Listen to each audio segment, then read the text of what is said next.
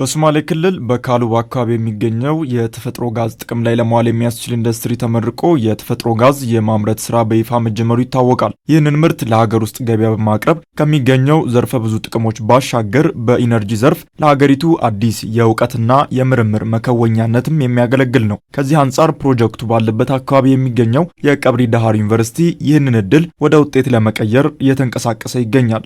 አንደኛ ትልቁ ሜጋ ፕሮጀክት በሀገር ደረጃ ፎከስ የተደረገው በኤነርጂ ሴክተር ላይ ተቋማችን አካባቢው ስለሚገኝ መጀመሪያ መጨረሻ 3 ዓመታት ሲነዘጋጅ የቆየ ነው ኤሪያ ነው።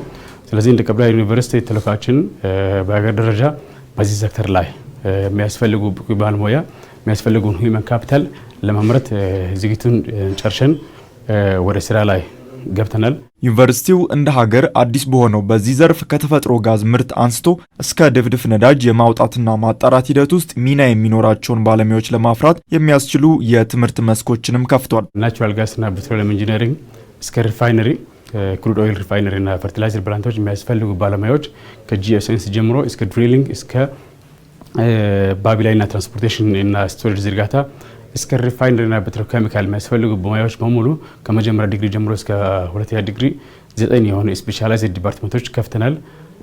እነዚህ 9 ዲፓርትመንቶች ወደ 37 የሚሆኑ የሁለተኛ ዲግሪ ፕሮግራሞች ከዚህ ኤነርጂ ጋር የተያያዘ እና ወደ 17 የሚሆኑ የመጀመሪያ ዲግሪዎች ከ2018 ጀምሮ እስከ 2019 በሰፊው ሎንች አድርገን ስራውን ጀምረናል። የሀገርን እድገትና ኢኮኖሚ የደረሰበትን ደረጃ የሚመጥን ብቁ የሰው ኃይል የማፍራት ተልዕኮ ያላቸው የከፍተኛ ትምህርት ተቋማት እንዲህ በአካባቢያቸው ያለውን ጸጋ ተመስርተው ደግሞ ከዘርፉ ተቋማት ጋር በመተባበር ተፈላጊውን ባለሙያ እንዲያፈሩ ይጠበቃል። እኛ እንደ ተቋማችን የአራተኛ ትውልድ ተቋም ናት። ወደ ትምህርት ከጀመርነው 7ኛ ዓመታችን አሁን ደረሰ። ስለዚህ እኛ የምንጠቀመው ትልቁ እድላችን ምንድነው? እንደ ሌት ካሜራ አድቫንቴጅ ወስደን ስቴት ኦፍ ዘ አርት ፋካልቲ እና የሚያስፈልጉ ቤተ ሙከራዎች ላቦራቶሪ ኢኩዊፕመንቶች ፕሮቫይድ ያደረግን በትምህርት ሚኒስቴር እና ከነዚህ ትላልቅ ፕሮጀክት የሚሰሩ ልጆች ጋር ኢትዮጵያ ኢንቨስትመንት ሆልዲንግ ከዳንጎቴ ጂሲኤል እና የተለያዩ ሴክተሮች ከዚህ ሴክተር ጋር የተያያዘ ድጋፍ እየጠየቅን በስታንዳርዱን የጠበቀ ስቴት ኦፍ ዘ አርት ፋካልቲ ነው የምናስጀምራቸው። ዩኒቨርሲቲው ይህንን ትልሙን ለማሳካት ልምዱና እውቀቱ ካላቸው የውጭ ሀገራት ዩኒቨርሲቲዎች ጋር በመተባበር በተግባር የተደገፈ ትምህርት ለመስጠት በፍጥነት ወደ ተግባር እየገባ ይገኛል።